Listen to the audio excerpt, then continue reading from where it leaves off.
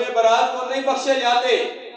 जादू की 7 किस्में हैं, नजर की 20 किस्में हैं,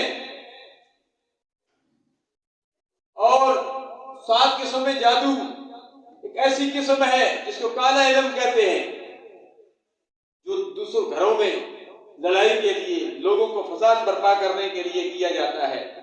मियां बीवी में आपस में जुदाई डालने के लिए, बाप बेटी को आपस में दूर करने के लिए। तो अल्लाह तबारक व तआला के प्यारे हबीब ने फरमाया कि ऐसे लोग जो फसाद फैलाते हैं, जो जादू करते हैं, जादू के जरिए माशरे में अफरा तफरी फैलाते हैं, मुनाफरत फैलाते हैं, फरमाते हैं शबे बारात को जादूगर भी नहीं बख्शा जाता।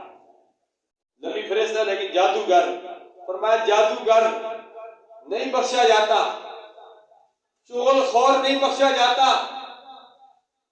दाइमुल खुम्र शराब का आदि नहीं बख्शा जाता, वालिदैन का नाफरमान नहीं बख्शा जाता। ये चंद चीजों के मुतल्लिक सरकार ने खुसूसी तौर पर फरमाया ये लोग वो नहीं बख्शे जाते। इसलिए ये लोग इस माशरे में फसाद का जरिया होते हैं। और अल्लाह तबारक व तआला ने फरमाया मेरी नियमतें खाओ लेकिन फसाद न फैलाओ।